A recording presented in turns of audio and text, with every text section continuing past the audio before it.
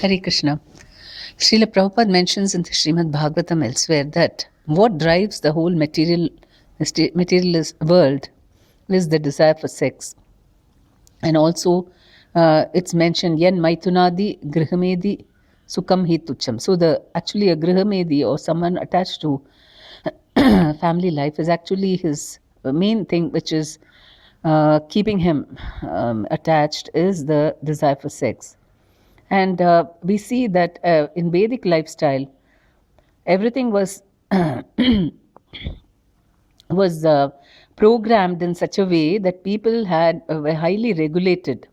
First of all, the interactions between the sexes, and also there were rules about their even in grihastha life how they could interact, and even sex life was for procreation. And in this way, because the whole family was there as a support system, and people and they were all religious minded, and the goal was also clear for higher purpose. And in this way, because everything was connected to something religious, all the samskaras and so many things, so could easily control their minds, their urges, and so they're actually people could go through this varnashrama system, that okay, for some time, even under very rules and under rules and regulations, under a very controlled life, they could enjoy material life, and then they renounced it completely and concentrate fully on spiritual life. But in the modern context, you can see actually that's the main thing that is being promoted. Sex life is promoted as the topmost thing. All the advertisements are encouraging that people to enjoy, and and because people are really wanting to enjoy that, they all goods also are advertised with this in mind, showing the this enjoying ways of they use this um, provocative things to make people actually be attracted to the object, I mean to the goods also being advertised for.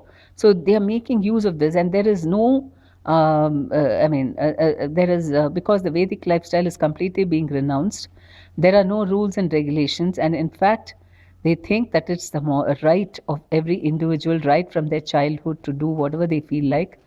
And there's a complete mingling of the both the sexes is encouraged, and without it's very shocking how people are not alarmed by what could happen in such a situation.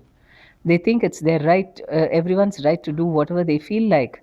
And we can see society is heading towards a chaos, complete chaos, and more, as it is predicted in the Srimad Bhagavatam, that marriages will take place only on the grounds of sex life. And if there is any discrepancy in the enjoyment, then it will be completely break apart.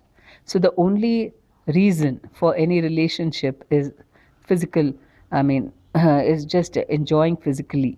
And to such an extent that people have been, I mean, the internet and other are also the sources of great deal of this, titillating the mind and driving people to do crazy things, and making their this desire for sex to be such a inordinate extent that every day in the paper there's all shocking things mentioned about how depraved people are becoming in order to indulge.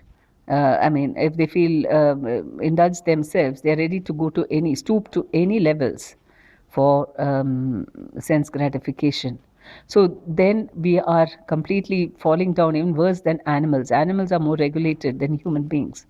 And you can imagine what kind of population will ensue with this kind of mental attitude. It's very, very alarming what's happening. We can't just sit back and relax and say, it's not happening in my inner circle, so it doesn't matter. It is happening actually quite a bit. I mean, the circle is coming closer and closer, and it's a matter of time before your inner circle will also be affected by this. So we can't just sleep and say that, oh, it doesn't matter anyway. I'm not being affected by it. Everyone has to wake up and see what is happening to society, what is happening. It will affect us also. And we have to keep our minds very purified, because the Hare Krishna mantra can completely purify our minds, because it's always appealing to the Lord, please engage me, appealing to Radharani to please engage me in your Krishna service. So it is a direct attack on this mood of sense gratification, sense enjoyment. This is the greatest weapon we have to destroy this mood of aggressive sense gratification, which is very, very demoniac. And Krishna has allowed for some sense gratification in this material world. Anyway, it was created for rebellious souls. But he also had a program of that it has to be combined with the spiritual purpose, that you have to go back to Godhead at the end of your life. So now it's like Ardha Kukuti Nyaya that Prabhupada says, half the logic of half the hen. The hen produces eggs on one side, and the other side we have to feed food for it. We want only the hen producing part, and we don't want to feed food to the hen. In a similar way, we want all the enjoyment that is available in material life, but we don't want to do the part of the spiritual aspects of it, which will control our desires, which will keep us more restricted, keep us protected. Actually, they are not self-denial or torture, but it is actually protection, because the minute you allow your senses to just do whatever they feel like, or the mind, and we know what happens in the Bhagavad Gita. It says, "Dhyayato vishayam pumsah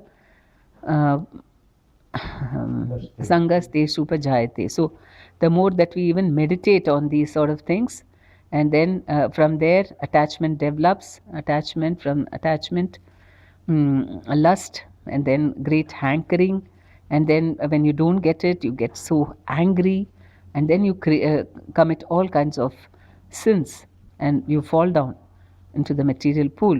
So that's why we have to be very, very careful. I mean, all that we know from the Bhagavad Gita, from Krishna consciousness, we have to take it very seriously, because they are actually protecting us from from a life of degradation.